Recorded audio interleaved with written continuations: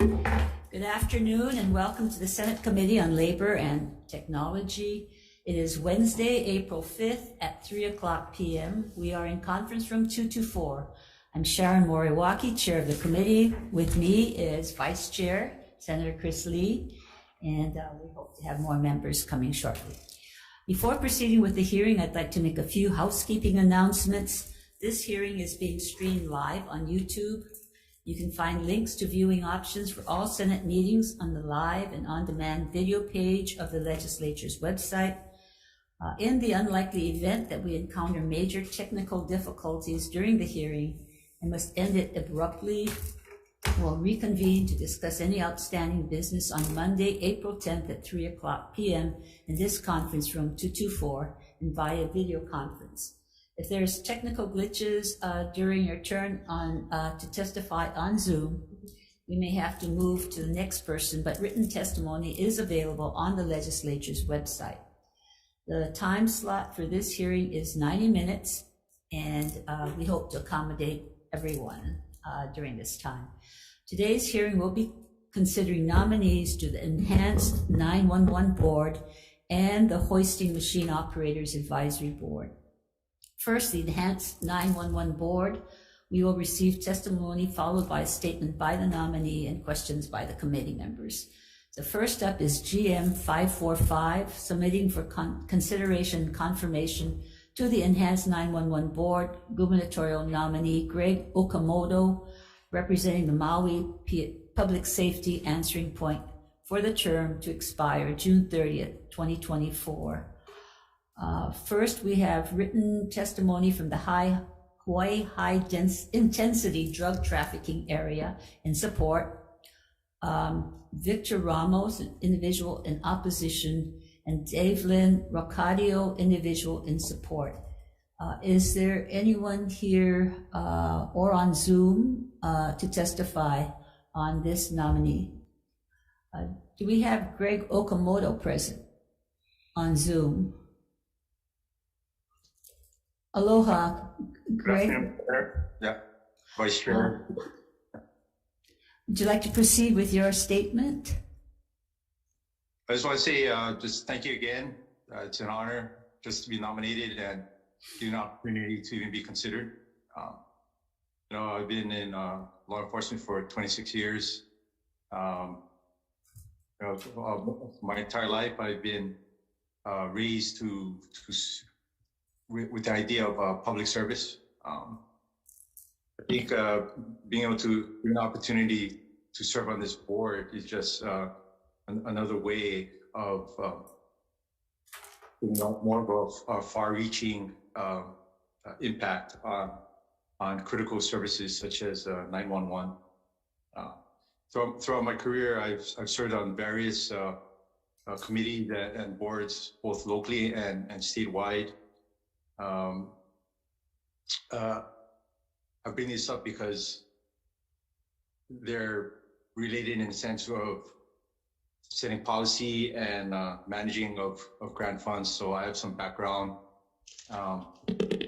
working in this area. Just for example, I sat on the Children Justice Center Board of Directors here locally on Maui, the State and Local Domestic Violence Task Force, the Hawai'i Sexual Assault Response Team, Domestic Violence Death Review Panel, Child Death Review Panel, and the State Law Enforcement Training Coalition. So just some examples of boards and committees I've served on. So again, thank you all for your time and your consideration, and I'm available to answer any questions. Vice Chair, do you have questions? I do. So, you read the testimony that we sent to you, and there was one that was in opposition and pretty strong words about your work. Can you respond to that from Victor Ramos? Yeah, well, everyone has their opinion. I've never worked beside him or directly under him, so I have no personal knowledge of his opposition, but he's entitled to his opinion. But for me, my focus on those that I presently work with and those who I work directly under. So I feel I've proven myself those who recognize my contributions and my ability to put myself in a position where I'm at today within the department. So what is the current status of the E911 system on Maui? Because I think that was where maybe the concern came about. What is your system there? So right now we are looking at possibly transitioning to another system. Currently, we are with Hexagon, but we are looking to transition to our Motorola, if you're familiar with Motorola. So we have a system in place, but we want to integrate a department-wide transition, whether it's our RMS, CADs, our GIS, and future plans for having a centralized information center. So it'll be an all-encompassing transition. But right now, the system we have right now, we are fine with what we have right now. We're just looking to improve and incorporate all aspects into just one system. So if you were to become a member of this board, you will work hard to improve your system in Maui, as well as the impacts on the statewide system for first responders. Yeah, so I think everything should be integrated where we can communicate statewide, not just within the agencies, but all the different counties. As you know, we have our unique challenge of being a tri-out county. So these are issues that we are constantly addressing and working to ensure continuity and service and coverage. So working on the E911 board, just want to expand that statewide. Just be able to communicate regardless of whatever island we have, because we have partnerships on every island.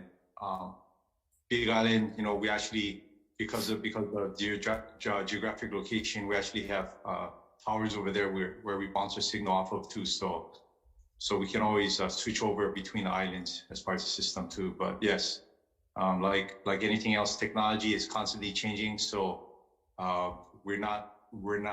My perspective is not being content with what we have, but just providing our first responders, and in this particular case, our emergency dispatchers, which I consider to be first responders, given the opportunity and the best equipment to work with.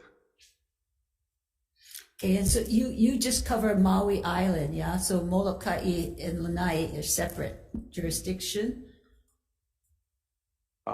As far as the law enforcement jurisdiction, we if you were to come on an E911 board, what would you help to upgrade in terms of the system, the first responder system, communication system?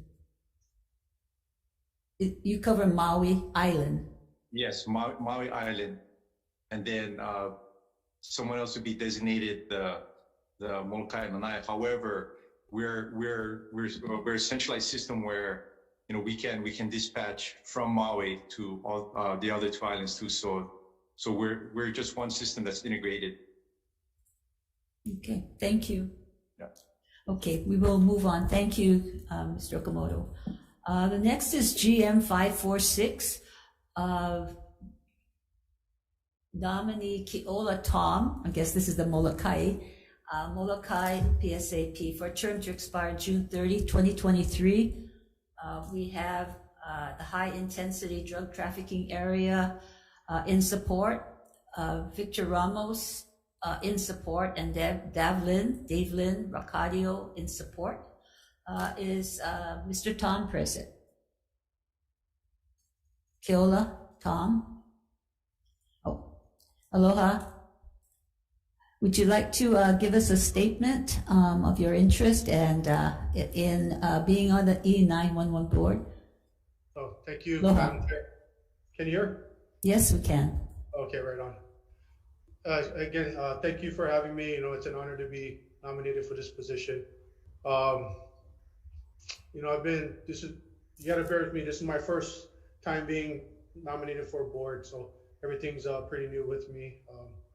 I've been with the police department for 21 years now. I'm the assistant chief of the Uniform Services Bureau, which is basically all of patrol for Maui, Molokai, and Lanai.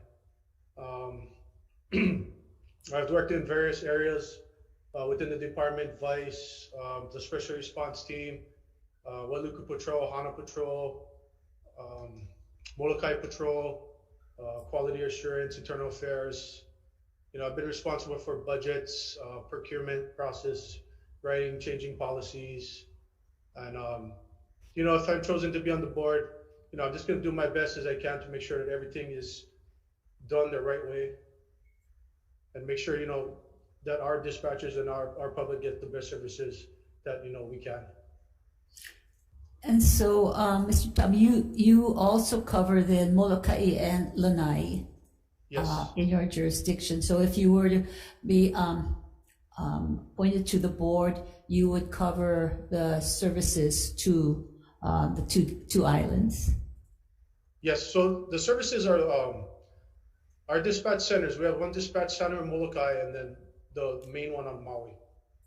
So we can integrate each other. Like if the Molokai dispatcher calls in sick, we can have our Wailuku dispatchers actually take over and someone calls for them.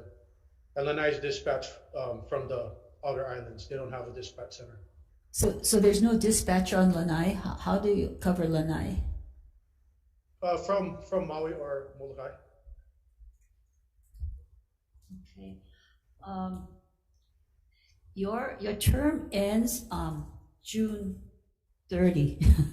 So it's pretty, you can learn in 2 months and come back again. But so you are willing to serve for the next term. I think the idea is that you will have to come through this process again next year, but you're interested in this position, yeah? Yes, ma'am. Okay, gives you 2 months to learn what E911 can do for your islands and for the state. No.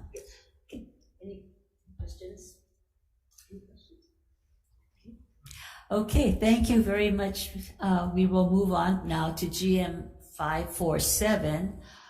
This is for gubernatorial nominee Elizabeth Gregg, who will represent the wireless provider for a term expiring June 30, 2024. And we have Everett Kaneshige and Davelyn Arcadio, both individuals in support. Is Elizabeth Gregg on Zoom? They're not currently on Zoom, Chair. Okay. Okay, we will move on then to GM 578, submitting Reed Mahuna, representing the Hawaii County Public Safety Answering Point for a term to expire June 30, 2024. And we have quite a few, a lot of supporters. We've got Hawaii High Intensity Drug Trafficking Area in support, the mayor, Mitch Roth, in support. We also have 13 individuals, all in support, mostly from the Hawaii County Police Department in support. So would you please come up, Mr. Mahuna? Would you like to give us your statement? Yes, ma'am.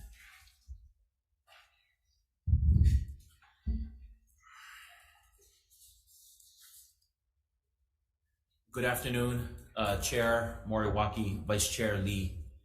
I'm honored to come before you today, humbly asking for your support regarding my nomination to the Enhanced 911 Board. I'm a 25-year veteran of the Hawaii Police Department, and I've had a wide variety of assignments across the Big Island. From being a patrol officer in South Hilo, to being a traffic enforcement unit officer working in all of our police districts, to being a lieutenant in Puna. I've worked boots on the ground during major natural disasters, including Hurricane Isaiah, the 2014 and 2018 Kilauea lava flows.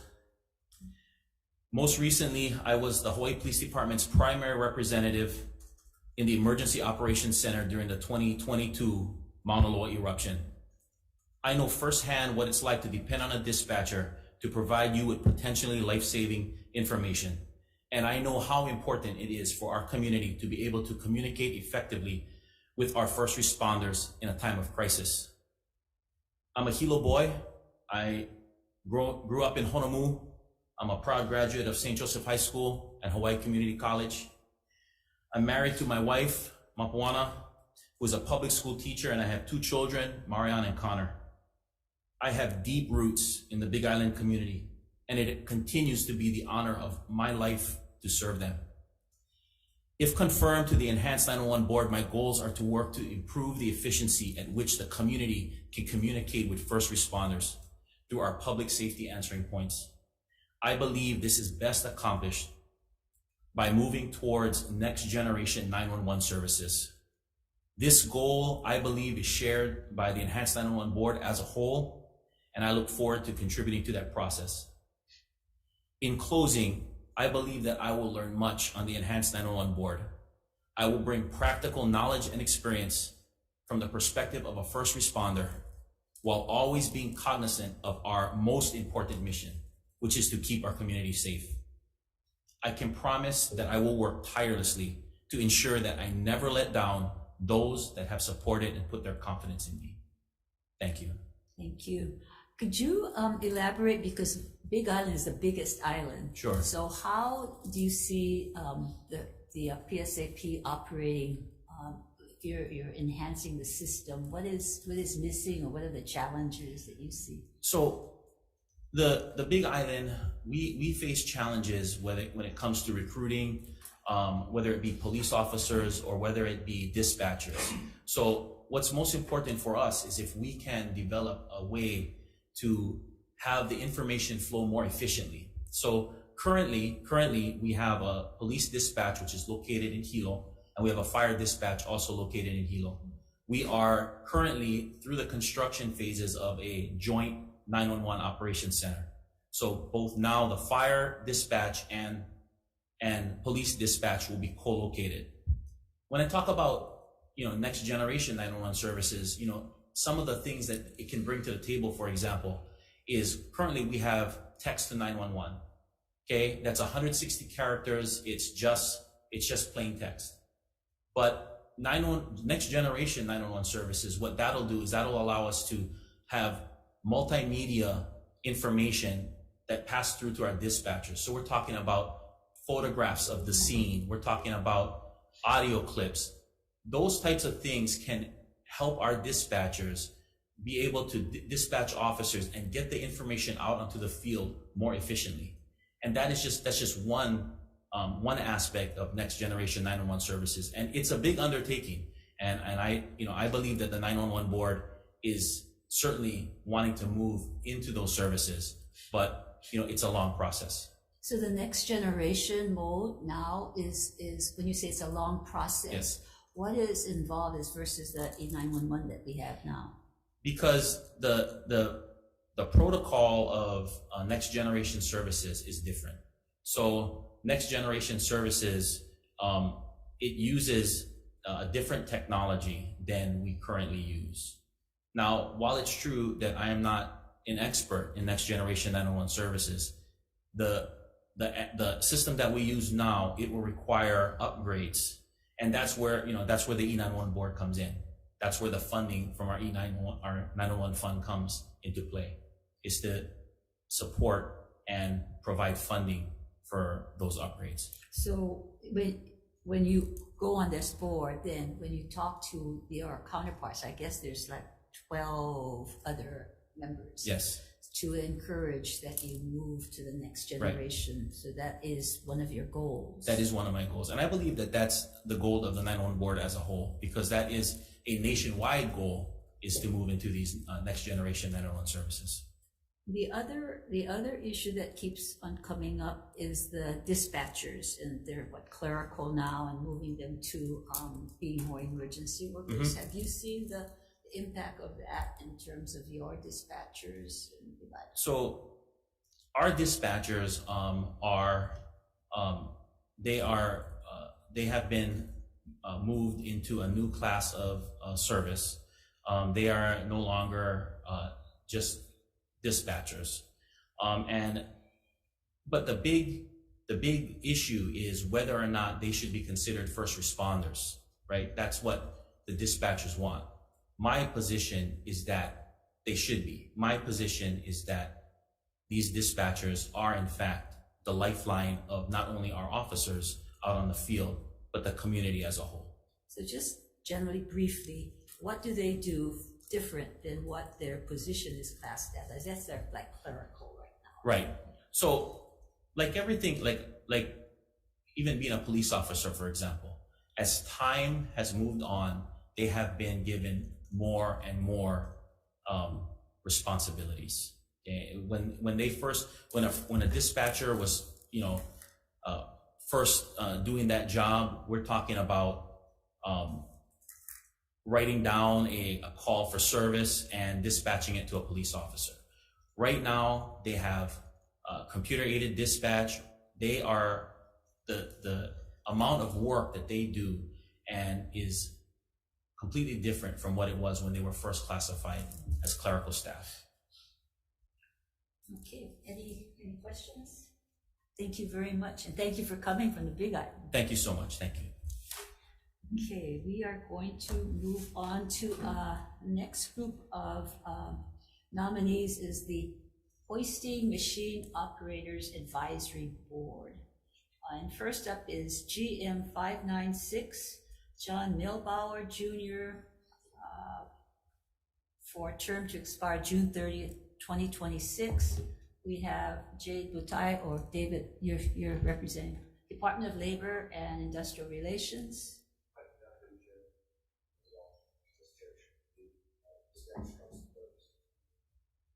Thank you.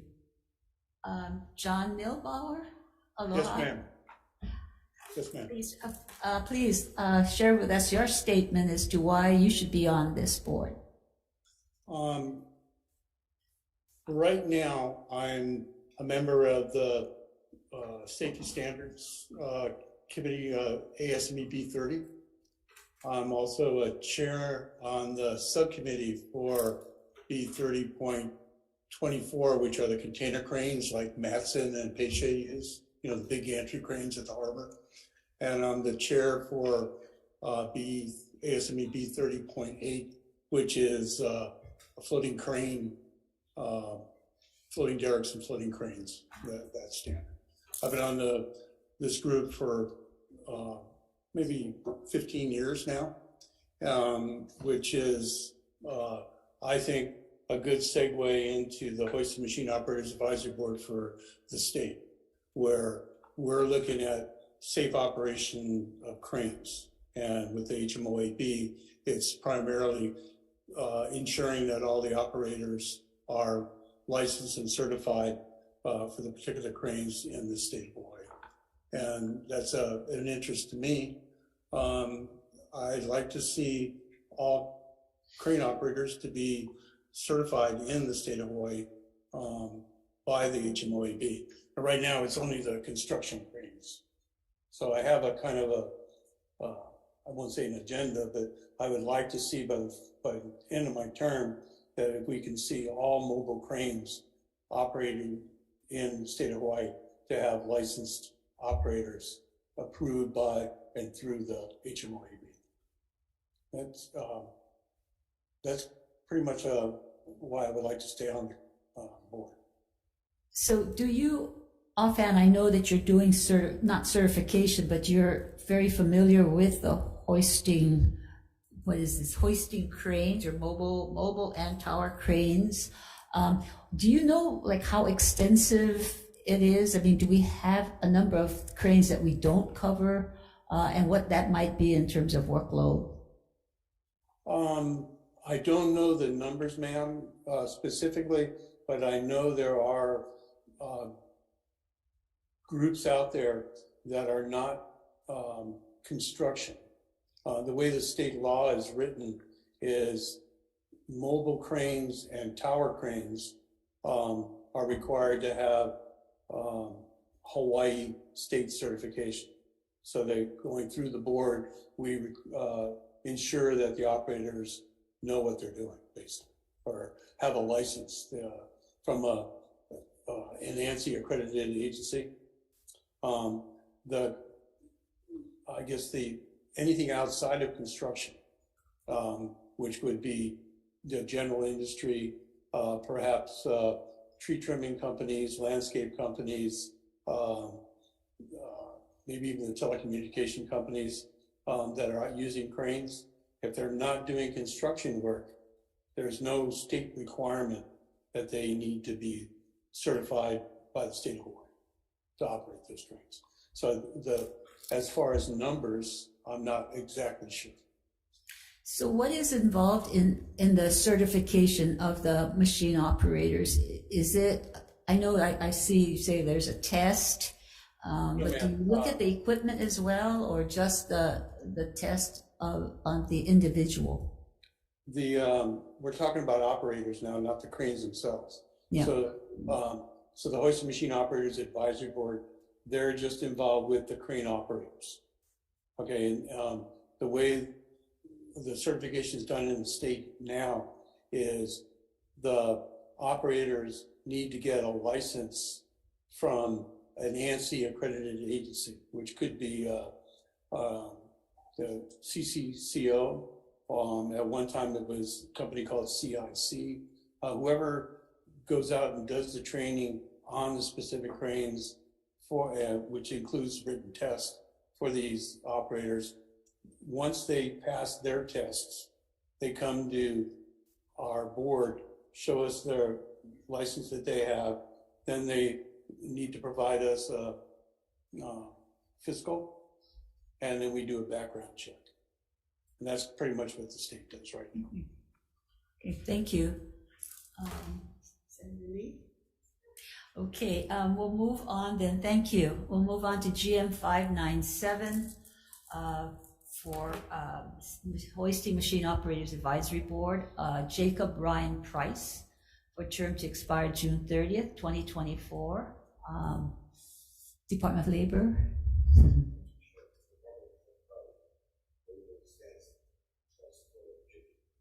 Thank you. Anyone else to testify for this nominee? So, Ryan Price, aloha. Would you like to give us your statement as to why you would like to serve on this board? Hello, thank you guys for having me today.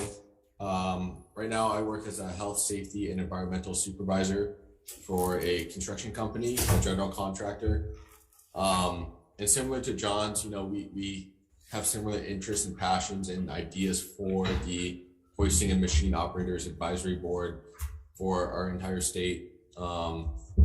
Biggest things would be, like John said, is ensuring that these other companies that are not specifically under the oversight of construction follow the same standards and the same protocol, because they're in a sense exposing the public to the same types of hazards.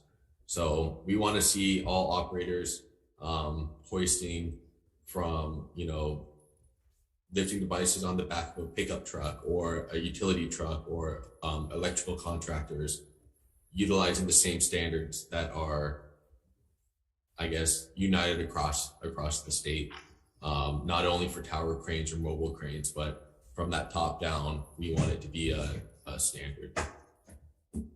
Okay, questions, members? Okay. Okay, thank you very much, Thank you. Price. We are now going into decision making on these nominees. The first is GM 545, Greg Okamoto from Maui Public Safety Answering Point for a term to expire June 30th, 2024. The chair's recommendation is to advise and consent. Chair votes aye. Vice Chair. GM 545, recommendation to advise and consent. Chair and Vice Chair vote aye. Senator Ihara. Aye. Thank you. Senators Keith Agaran and Favela excused. Thank you. For GM 546, for Keola Tom, representing Molokai, PSAP, for a term to expire June 30th, 2023. To advise and consent, the chair votes aye. Voting on GM 546, recommendation to advise and consent. Any reservations or noes? Noting the excused absence of Senator Kitagaran and Favela. If not, Okay. recommendation adopted. And for GM 547, I do have the testimony statement of Elizabeth Gregg, which she was not here, but we will go ahead and advise and consent. The chair votes aye. Voting on GM 547, recommendation to advise and consent. Noting 3 members present. Any reservations or noes? If not, recommendation adopted. And for GM 578, for Reed Mahuna to represent Hawaii Public Safety Answering Point for the Big Island for a term to expire June 30th, 2024. The chair recommends we advise and consent. The chair votes aye. GM 578, recommendation to advise and consent. Noting 3 members present. Any reservations or noes? If not, recommendation adopted. Okay, thank you very much. For GM 596, for the Hoisting Machine Operators Advisory Board, the chair's recommendation is to advise and consent on John Milbauer Jr. for a term to expire June 30th, 2026. Chair's recommendation is to advise and consent. Chair votes aye. GM 596, recommendation to advise and consent. Noting 3 members present. Any reservation or noes? If not, recommendation adopted. And GM 597, for the Hoisting Machine Operators Advisory Board, chair's recommendation is to advise and consent on Jacob Ryan Price for a term to expire June 30th, 2024. Chair votes aye. Voting on GM 597, recommendation to advise and consent. Noting 3 members present. Any reservations or noes? If not, recommendation is adopted. Chair wants to thank all of you for serving, and we look forward to great work from all of you. Thank you for coming in and for being on Zoom. This is now adjourned.